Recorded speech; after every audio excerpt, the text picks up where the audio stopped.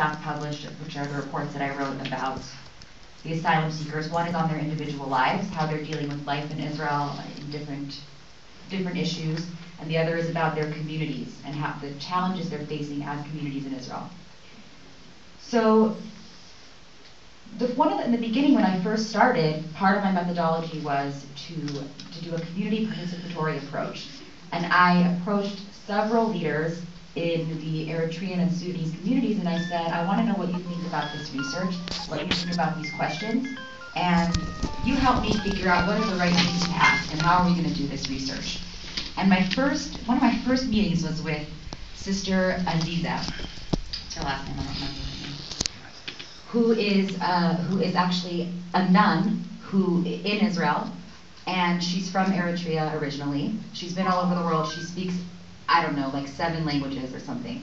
And she actually works at Physicians for Human Rights, Israel.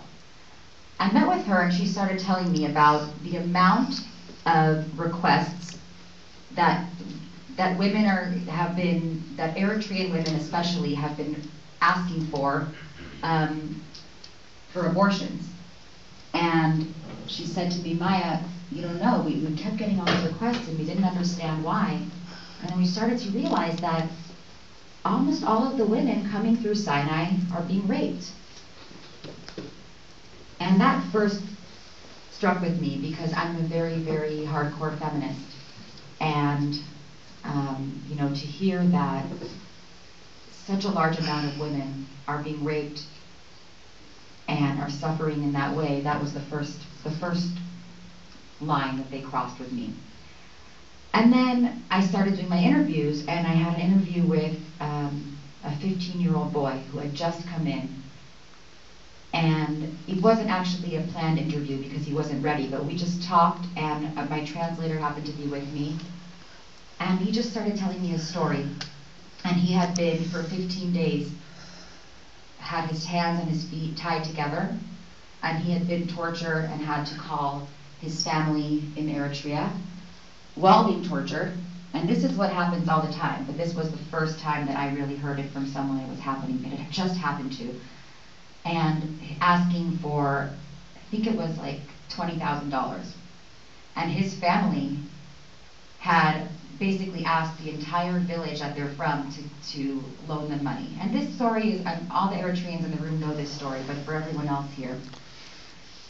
Now the ransom is up to $45,000. And what happens is people are coming into Israel, and a young boy like this who's 15 years old, his one worry, it's not even am I going to have food on my plate tomorrow. It's how am I going to pay my family back and the entire village who don't even have the money to help me, who saved my life and got me through Sinai. The reason I care about this is because this is it's not about what's happening in Israel or what's happening in Eritrea or what's happening in Egypt. This is a regional issue. This is an international human rights issue. And right now, no one's doing anything about it.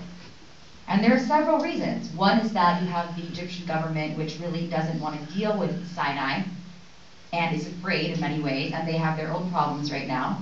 Mubarak never did anything about it. Now we have this, President Morsi. The government itself doesn't want to deal with Sinai. You have an international community that doesn't want to deal with Sinai. But we have hundreds, if not thousands, of cases of people who are being tortured, raped, trafficked, and killed. We don't even know how many because there has been no real investigation. All we know is the people who make it across who tell us what they know. That's it. And this is really, really saddening for me. As a human being, as a Jewish woman, it doesn't matter. As an Israeli,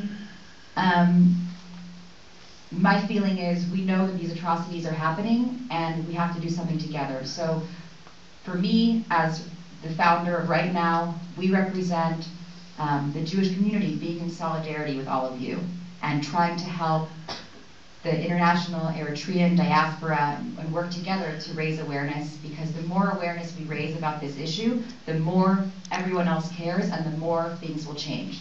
That's what it's about. So you'll see that we had in the front these petitions, which we posted this petition just a few weeks ago. We already have over 5,500 signatures on the petition. And this petition goes to the US State Department, the European Union, the Egyptian government's Ministry of Affairs, and the UN. And it says, you have to do something. It's on you.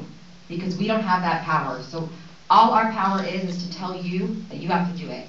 So I urge you, and I encourage you, and I can't say it, there are no words to say how much help is needed on this issue. Pass this around. Tell everyone you know about this issue, and tell everyone you know about this petition, and get them to sign it, and get them to speak out about it. That's what we need.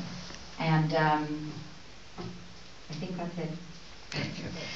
So I just want to